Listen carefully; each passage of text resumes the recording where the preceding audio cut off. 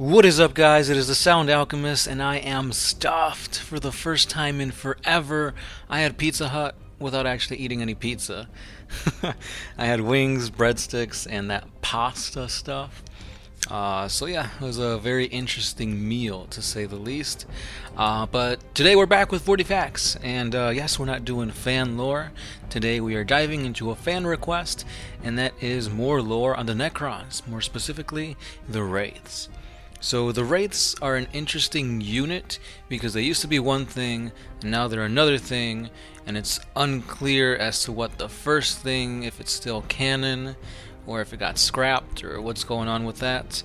But I guess we'll find out today, or at least we'll get a little bit more information behind that. So we're going to be talking about the Wraiths. Wraiths are basically Necron constructs that are used to like repair tomb worlds. There's a variation of them that can shackle Catan shards. And yeah, they're basically Necron robot thingies that are like a watchdog, so to speak. Gameplay wise, they are a beast in close combat.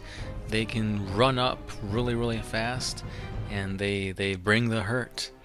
So today we're going to dive into the Canopic Wraith and the Necron Wraith. So sit back, relax, and get some popcorn because this one is going to be juicy. So let's dive into it. Alright, so let's start with the Canopic Wraith. So a Canopic Wraith is an automated robotic Necron construct that serves as the eyes and ears of the operating system of a tomb world. It generally patrols for intruders, and it inspects the Necron Sanctuary ancient systems for signs of damage and decay.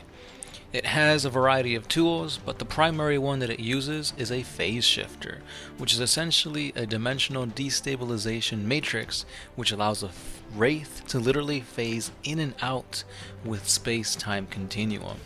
That's some crazy stuff right there. So when it slips out of time, it can get into where it needs to in order to repair machinery. Now, this is an amazing feat for just being a really great repairman, so it has a little bit more to it than just repairing things. It can use this time slip to fight, in close combat and rip things apart. It's just a very well ability, I guess you could say. But the epicness does not end there. By adjusting the modulation of the phase shifter's matrix, a Canopic Wraith can even keep portions of its physical form in this reality and have like a claw go into another at the same time. Now this requires an enormous amount of energy to sustain, so basically Wraith's body is just a little bit more than a series of interlocking power generators and conduits that enable it to harness this amount of energy. Now, because of this, it can only do this for a short amount of time, but it is a very important ability for the Wraith. So again, even though the phase shifter was originally intended to allow machinery to be repaired, it can literally kill you without showing any physical trauma. So for example, if you're fighting a Wraith and you go in to punch it, it could just slip out of time. I'm just thinking about this, it's so crazy. So it'll slip out of time, basically detach your nervous system and kill you without even knowing what happened. It's just crazy, man. Like, the things this guy can do is... yeah. So let's dive into its history. So when a Necron tomb world slumbers, it is an eternal stasis. However, the Necron constructs are what become alive, so to speak. They're primarily there to probe mechanoids, and they're programmed to report back to their Canopic spider controllers.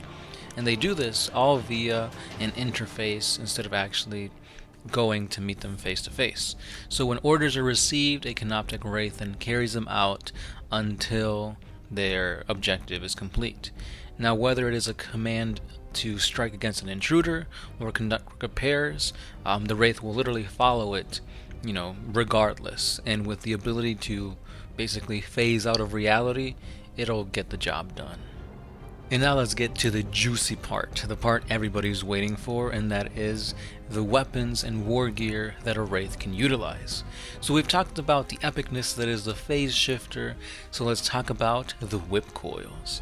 So whip coils are essentially writhing mechanical tendrils that can be used to pin an enemy in place, while other weapons go in and go for the kill.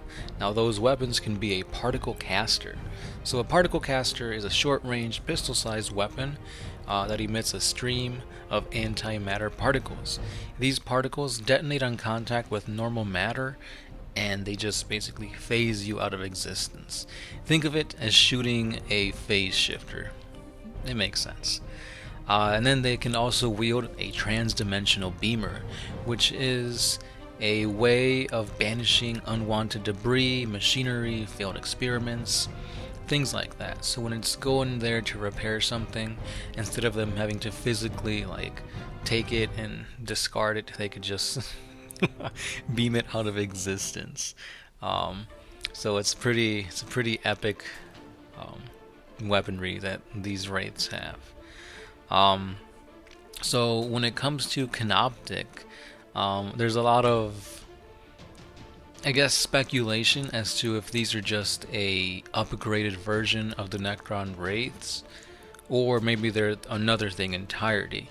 So let's dive into the lore behind the Necron Wraiths so we can better see what differentiates the Canopic Wraith from the Necron Wraith. The Wraith is a grotesque floating killer that lacks legs or body, except for a serpentine spinal column.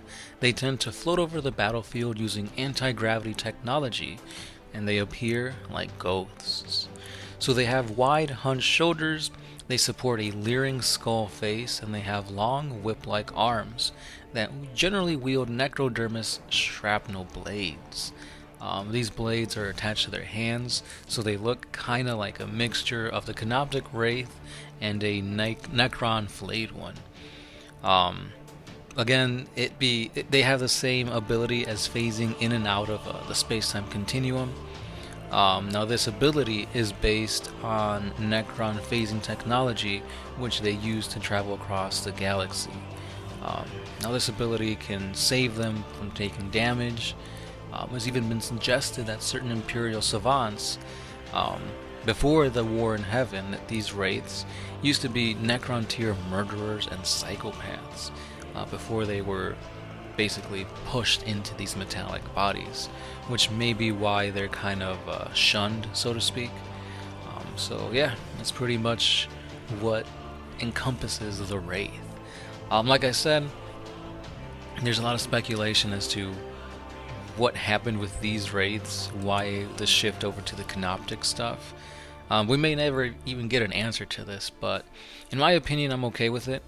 Our buddy, he plays Necrons, and I remember him bringing in Wraiths, and they were always, I wouldn't say a centerpiece to the army, but your eye gets drawn to them because of the way they look. They're vastly different from the typical Necron look, because you got your Necron, your Lords, your Immortals, Cryptex. They all kind of look the same, and then you got this serpentine beast. So who knows? Maybe they are upgraded versions of